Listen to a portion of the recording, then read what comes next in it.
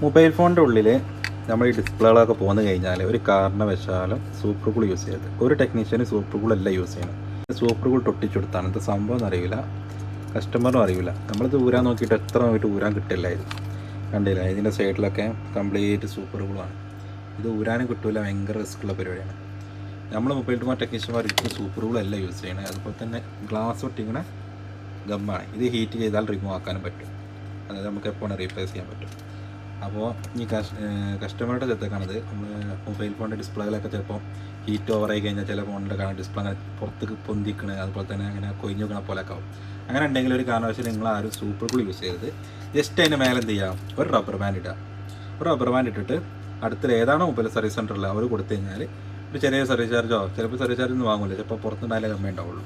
ചിലപ്പോൾ മൊത്തം ക്ലീൻ ചെയ്ത് നല്ല വൃത്തിക്ക് ഇടാൻ പറഞ്ഞാൽ ചെറിയൊരു സർവീസ് ചാർജ് കൊടുത്തു കഴിഞ്ഞാൽ ഓരത് വൃത്തിക്ക് ചെയ്തു തരും നല്ല രീതിയിൽ. അപ്പോൾ ഡിസ്പ്ലേയും പൊട്ടൂല, നല്ല രീതിയിൽ ഗമ്മും ആവും. ഒരിക്കലും സ്വയം പണിയെടുക്കരുത്. കാരണം സൂപ്പർ കൂൾ ഉപയോഗിച്ച് ഒട്ടിക്കുക എന്നുള്ളൊരു മെൻറ്റാലിറ്റി ആയിരിക്കും വരുന്നത്. കാരണം അത് വേണ്ടിയിട്ട് ഭയങ്കര ബുദ്ധിമുട്ടാണ്.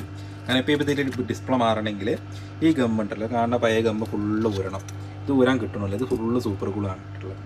അപ്പോൾ ഒന്നിക്ക് ഈ ബോഡി മൊത്തത്തിൽ മാറേണ്ട അവസ്ഥയാണ് ഇപ്പോൾ ഇത് ഇത് പക്ക ക്ലീൻ ആയിട്ടിലേക്ക് ഡിസ്പ്ലേ പൊട്ടും ചെയ്ത് വെച്ചാൽ ഇപ്പോൾ മൊത്തത്തിൽ ബോഡി മാറേണ്ട അവസ്ഥയാണ് കാണുന്നത്. ഓക്കെ, എല്ലാവരും ശ്രദ്ധിക്കും.